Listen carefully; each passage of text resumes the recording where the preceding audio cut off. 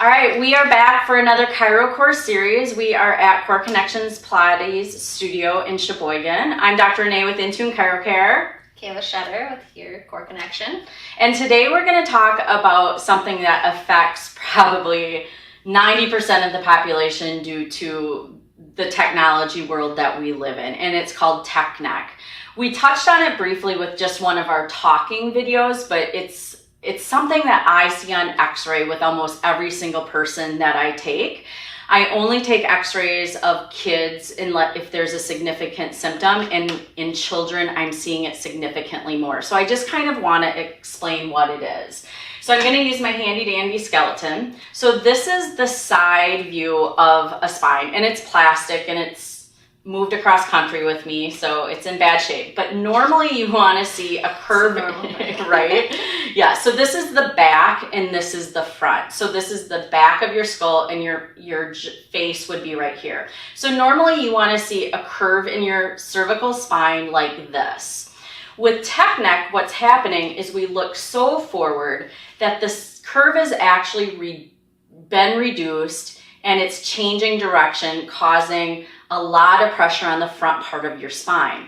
Your spine is not designed to, your discs are not designed to take the pressure of that, and that's where a lot of nerve entrapment and pain comes in.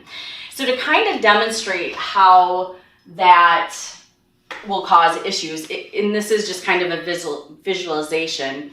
If you think about a bowling ball, if you grab a bowling ball and you hold it out here, your arms get so much tighter because it's so far away from your center of gravity. Well, if you hold a bowling ball closer to you, you can hold it longer.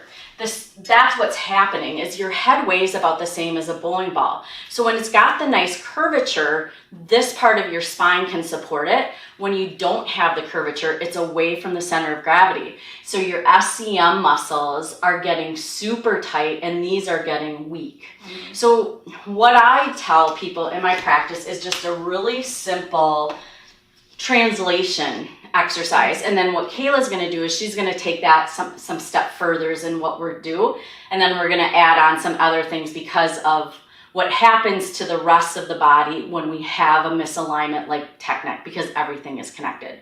So really at home, what you can do is literally a cervical translation. It's literally tucking your chin in and back. A lot of people want to just go back, but it's literally tucking your chin in and then back. And literally in the beginning, you're gonna feel it in 10 to 12 seconds. It doesn't take much. So I tell people that are sitting at the computer, because that's the cause of tech neck, is looking at our pads, looking at our phones, working on laptops and things like that, is take a break every hour and just do these translations like 3 or 4 a time and just get in the habit of doing that. So that's a simple what I tell people, but now Kayla's going to take that and kind of expand on it, and then we're going to kind of keep going with other issues that tech neck can create. Yes. So, and I love that this is every person. Mm-hmm. We're on our phones all the time, driving. We live in Wisconsin. We're always closed off as well.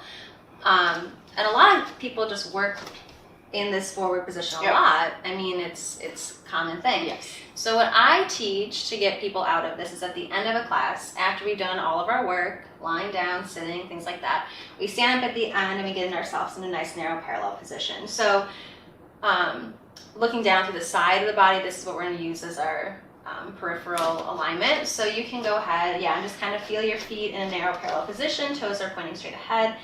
Ankles, knees, hips, everything comes to alignment. And then the last thing, which is what we always forget about, is our neck placement. So I always have clients take one hand behind the head and I just have them gently press in. And it's almost just like right where the skull and the spine meet, there's like a nice little cup that you can put your head into your hand. And as you're doing that, that's going to help get your chin lifted and back into placement. So from here, I have them do knee bends and see if they can maintain that, keeping the chin level with the floor, parallel. And it's such a simple exercise, but it really gets you lifted into your spine. And you can feel the difference versus like if I were to do this without setting up, I'd probably have my chin dropped in general. So that's one thing I do. And then I also have them do heel lifts or calf raises. This is an exercise that's done at the gym even as well. It's a very common exercise. But yeah, it gets you to lift your chin and go straight up and straight down. And an image I use, I love the bowling ball idea. is think about going straight up on an elevator and straight down on an elevator. So as you're pressing the back of the head in, you're going straight up and straight down. And then I think she's already doing it, but taking one hand is taking the other hand down towards the tailbone, and then you're lengthening the spine between those 2 points. Your tailbone's dropping down, back of the head is pressing, and then you have this nice vertical position that the whole body is working through the plumb line on this vertical position. So it's kind of crazy, but we get stuck, and I catch myself too. So I'm not just blaming my clients for this tech neck, because I catch myself in it all the time.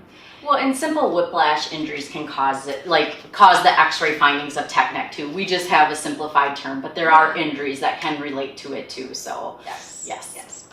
Okay, so then when people come in and they say, my neck bothers me, and it's usually when we start getting to abdominal work. Mm-hmm. So I'm going to have you lie on the table here. Face, head this way, and feet flat. So think about what the point of an abdominal crunch is, or an abdominal curl. It's to work the abdominals and to round the spine.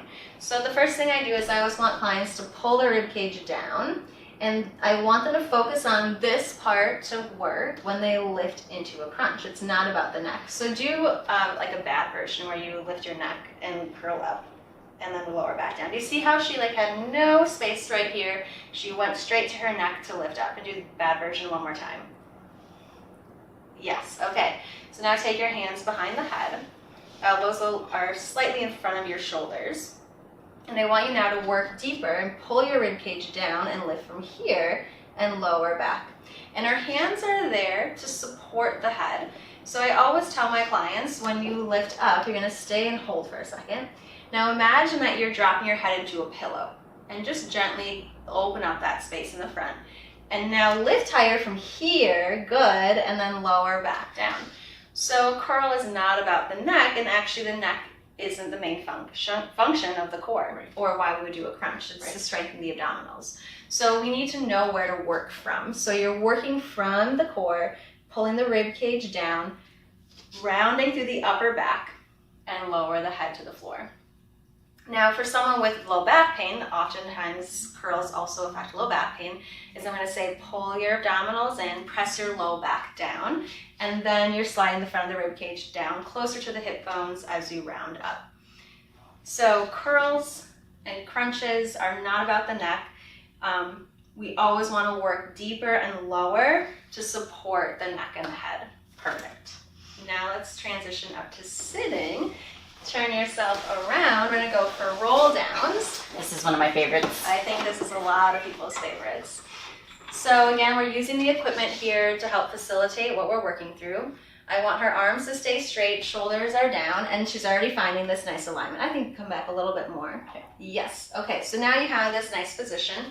She's going to keep energy down through the bottoms of the feet, although her feet might come off the uprights, and that's okay. So arms stay straight, belly button pulls in, rounding the back down, low back to the table, the rib cage, the shoulder blades, and the head. And when she gets here, she gets to take this time to let go and feel her alignment.